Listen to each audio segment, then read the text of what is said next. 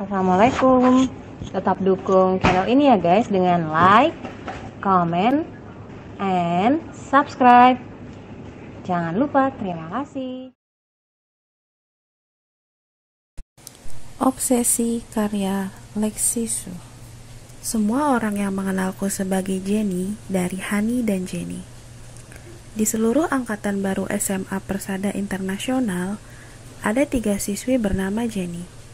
Gara-gara keteledoran petugas administrasi sekolah, ketiganya dimasukkan ke kelas yang sama di kelas 10-3.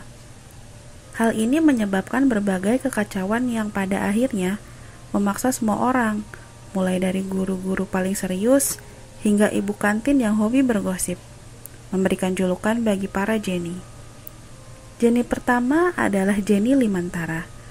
Jenny yang judes banget dan hobi menyalahkan tompelnya yang rada berbulu untuk semua masalahnya. Padahal, tompel itu oke-oke saja, seandainya tidak terlalu sering dihina-hina oleh pemiliknya sendiri.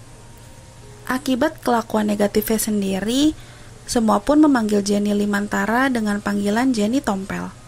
Tak peduli berapa keras upayanya meminta, memaksa, dan memohon-mohon orang untuk memanggilnya dengan panggilan Jelly, yang tentu saja dimaksudkan agar mirip dengan nama panggilan idolanya, Jennifer Lopez.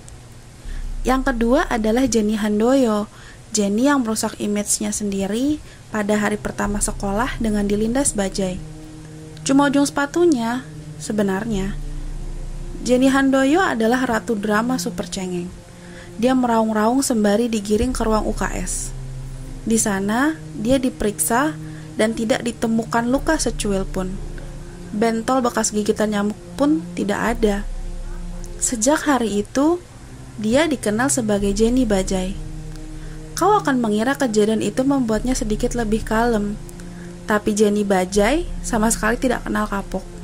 Selalu ada saja keluhan dan tangisan yang dikeluarkannya, membuat guru kesehatan, guru olahraga, dan teman-teman sekelasnya, termasuk aku, diam-diam punya niat terpendam untuk mencekiknya setiap kali melihatnya muncul dengan air mata bergulir di pipi.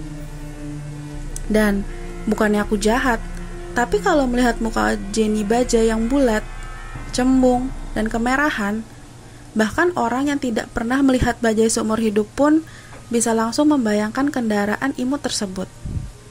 Jenny ketiga adalah aku. Sebenarnya, setelah mendengar julukan super keji yang diberikan pada Jenny-Jenny lain, aku sempat ketakutan setengah mati. Soalnya, nama lengkapku adalah Jenny Angkasa. Apa kalian bisa menebak julukan apa yang akan mereka berikan padaku? Yap, Jenny Jenazah. Seharusnya sih Jenny Jenazah, tapi itu kan tidak ada artinya. Pasti semua orang lebih suka Jenny Jenazah, karena itu lebih menghibur mereka dan menghina diriku. Gawat banget kan? Untungnya, Hanilah yang menyelamatkanku. Di hari pertama sekolah, nasib mempertemukan kami sebagai teman sebangku. Dan sejak hari itu, kami tak terpisahkan lagi. Karena itu, aku pun dikenalnya sebagai Jenny, dari Hani dan Jenny. Meski di seluruh sekolahku hanya ada satu Hani. Harus diakui, Hani memang unik banget.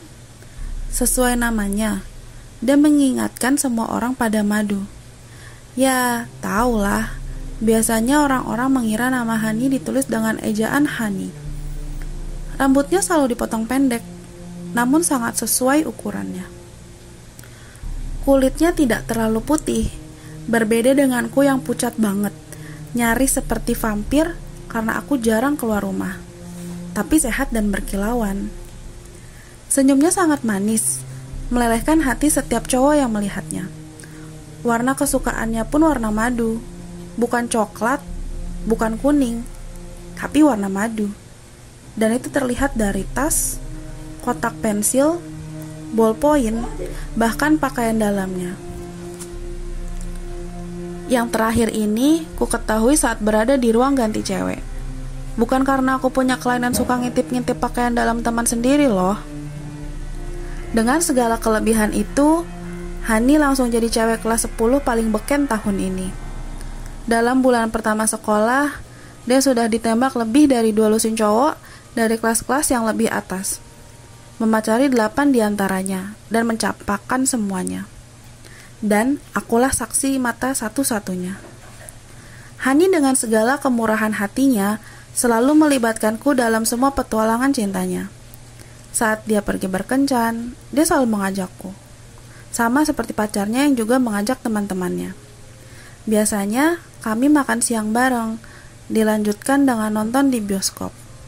Di dalam bioskop, sementara dia berasik masuk dengan pacarnya di barisan belakang paling ujung, aku duduk dengan canggung bersama teman-teman pacar Hani yang sepertinya menganggapku tidak ada. Tentu saja, untuk apa mereka mempedulikanku?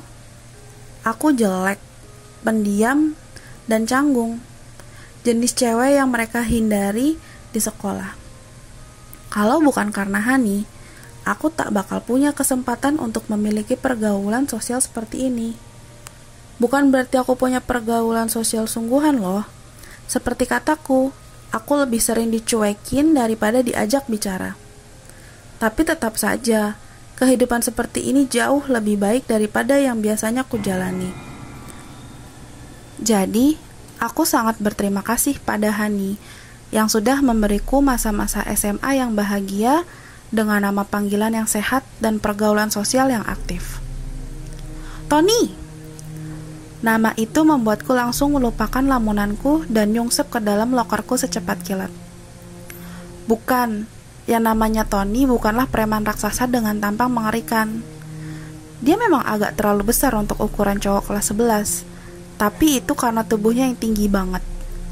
Bentuk badannya memang cukup jadi, hasil latihan judo bertahun-tahun, tapi tidak terlalu berlebihan. Dia juga tidak galak atau mengerikan, malah sebenarnya dia cowok paling bertabur senyum di seluruh sekolah ini. Dan ngomong-ngomong, mukanya ganteng banget, seganteng Kenzo dari F4, Laguna dari Final Fantasy 8, dan Kyo dari King of Fighter dijadikan satu. Atau setidaknya, begitulah menurutku secara pribadi. Ya, aku jatuh cinta padanya.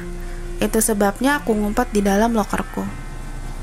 Bukannya aku aneh, tapi asal tahu saja, setiap kali Tony lewat, aku akan memandanginya dengan muka tolol, mulut ternganga, nyaris ngeces. Pokoknya super memalukan. Jadi untuk menghindari insiden-insiden memalukan, aku ngumpet sajalah. Seperti kata orang-orang bijak, dahulukan keselamatan. Dari balik pintu loker, aku mengintip ke koridor sekolah. Seperti biasa, Tony lewat dengan konco-konco cowoknya, dan dia selalu berjalan paling depan.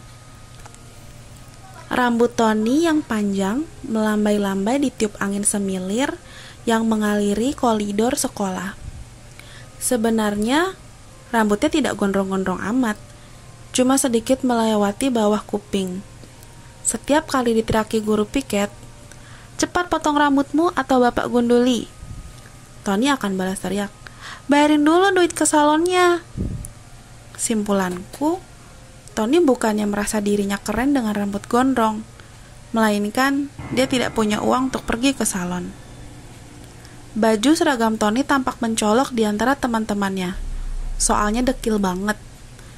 Warna dekil itu dipertajam oleh kilauan gigi Tony yang putih, membuat orang-orang berpikir, siapa sebenarnya cowok ini? Cowok higienis yang rajin sikat gigi, atau cowok jorok yang tidak membiarkan seragamnya dicuci? Tapi di luar kilau giginya itu, dan rambutnya yang senantiasa berkilau, tanda ia hobi keramas, penampilan Tony memang lebih parah daripada supir angkot yang tiap hari berkutat dengan asap knalpot. Seragam yang dekil, tas ransel yang lusuh, sepatu kets berlumpur yang bagian belakangnya diinjak, mana dia tidak pernah pakai kaos kaki. Satu lagi alasan bagi guru piket untuk mengejar-ngejarnya. Berjalan di sampingnya adalah Markus, sohib Tony sejak zaman TK. Bertolak belakang dengan Tony, Markus punya tampang cowok baik-baik. Mengenakan kacamata berbingkai tanduk yang keren, berlambut cepak ala militer, dengan seragam rapi jali. Dengan kulit putih bersih yang takkan menggelap meski rajin berlari-lari di bawah sinar matahari, dan bibir merah yang lebih ranum daripada cewek-cewek berlip gloss, Markus jelas bukan penduduk asli negeri ini.